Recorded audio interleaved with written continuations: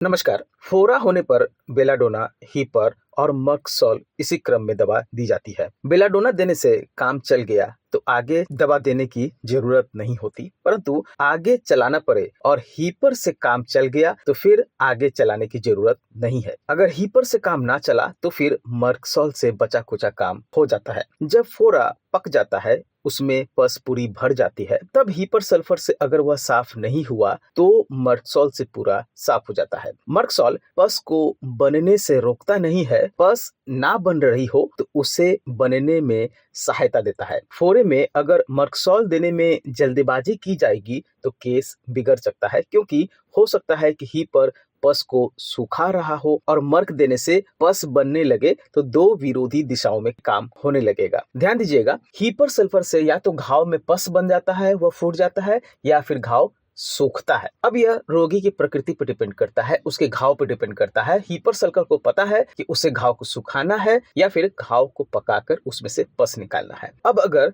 घाव पक गया और उसमें से पस नहीं निकला तो फिर मर्कसॉल देने की जरूरत होती है। उंगली या अंगूठे की नाखून को खूब छोटा कटवाने, चोट लगने, जल जाने से उंगली या अंगूठे के आगे सूजन हो जाती है, वह पक जाती है, जिसे अंगुल बेरा कहते हैं। अगर इस रोग में मर्कसॉल 6 या इससे भी निम्न शक्ति दिया जाए तो पस जल्दी ही बनकर निकल जाता है। मर्कसॉल उस स्थिति में देना है जब फोड़े में पस बन जाता है, और अगर नहीं बना तो मर्कसॉल का काम है कि उस पस को बनाकर बाहर निकाल देना है।